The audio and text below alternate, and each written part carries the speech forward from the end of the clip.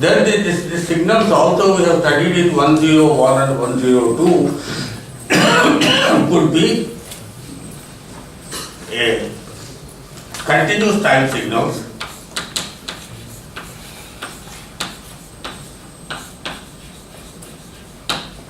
What does it mean? An f of t defined for all possible values of t from minus infinity to plus infinity. Every point to give me t value, I will give you what is the value of this function at that particular value of t, where defined for all values of minus infinity to plus infinity.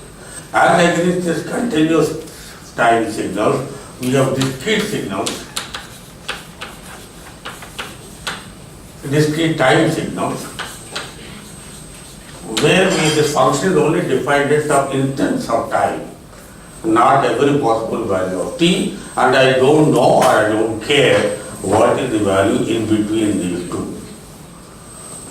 Okay, so then that functions are normally written as f of n times some sampling interval t which you are familiar with, or we will forget about this t and just write f of n. Meaning thereby this is only defined for values of n. This n is only an integer 1, 2, 3, 4, minus 1, 2, minus infinity 2, but all these are integers. It is also possible, intentionally or otherwise, this n may not even be uniform in the sense that the 1, 2, 3, 4, it may be 1, 1.52, 3.75, 4.75. Due to various reasons, you cannot collect the signal at every equal intervals. You may have to select the obtain the signal at non-uniform values. We have problems of that kind also.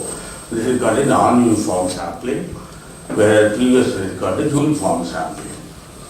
But whatever basis for in general, n is considered to be an integer, but we have problems where n is not an integer also.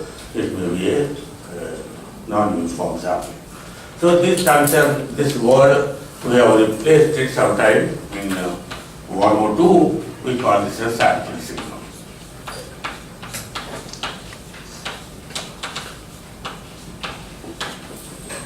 Right?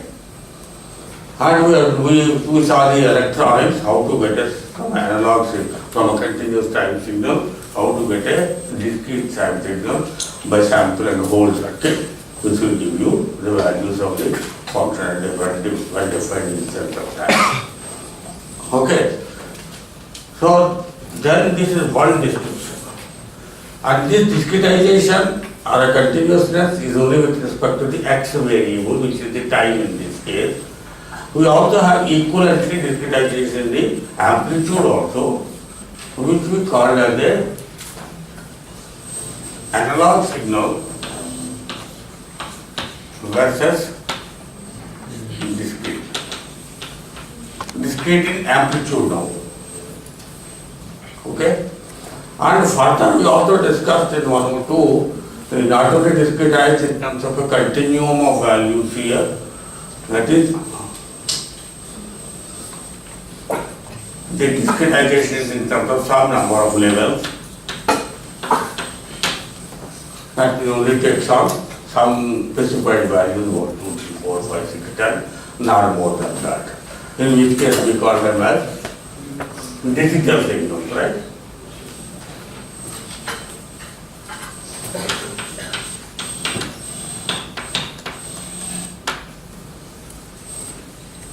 So what is the x-axis discretization, or is the y-axis discretization?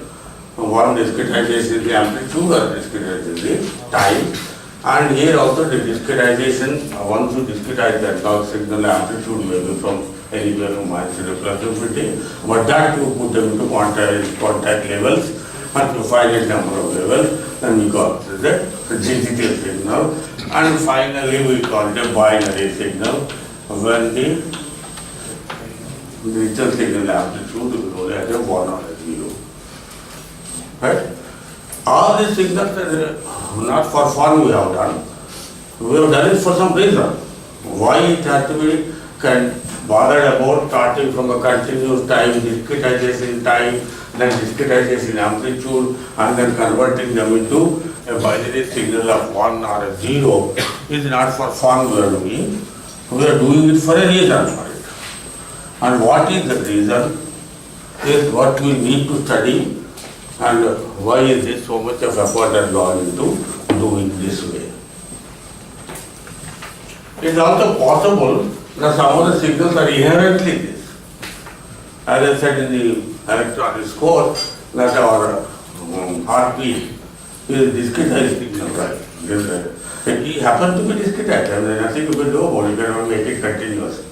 So inherently the signal itself is a discretized signal and not a continuous signal. So it may be natural phenomena, or it may be you convert it intentionally for some reason to make it into a discretized signal. How do we handle this, and how do we handle this in handling the signal is a matter of detail which we will go into when we talk about systems. Okay.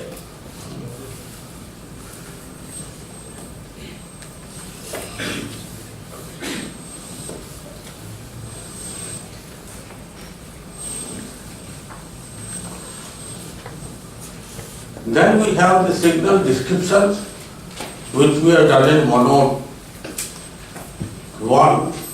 We define some parameters of a signal like a gross value, like an average value. We describe an RMS value, right? And we also said, for example, integral of minus infinity to plus infinity of s squared t dt. What do we call it as?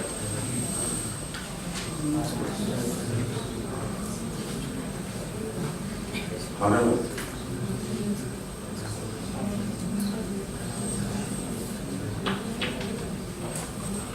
It is mean square value, no square root on that, so mean square value. But if this is integrate over dt, so this represents the energy of the signal, right?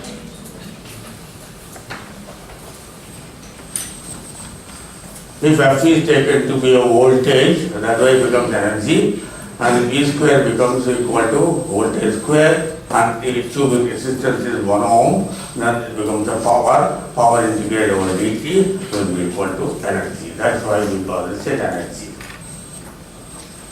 So this integral is called as energy, and we will only deal with signals having finite energy.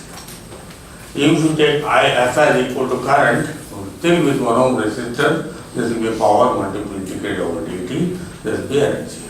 So we discuss only signals which have finite energy. Again, the reason for taking finite energy is that nobody can generate infinite energy. So we have to have finite signals with finite energy. So all our signals, the assumption is that this has a finite energy. And mathematicians call this L2 function. It simply says that this integral exists and it is finite. So they call it L2 function. So people usually books in signals and system, they start with saying, let ft be an L2 function. What it means is this. But don't worry about those financials, but we'll worry more about and associating the word energy with respect to it. So some descriptions like this we have discussed. We also have discussed something called a bandwidth of this. We also discussed something called the time duration of this, right? So signal may have a time duration, so we call them as finite duration signals.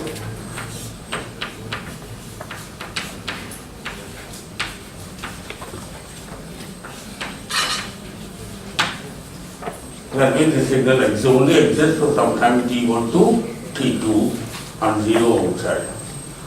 So that's a finite duration signal. Or it may be infinite duration signal.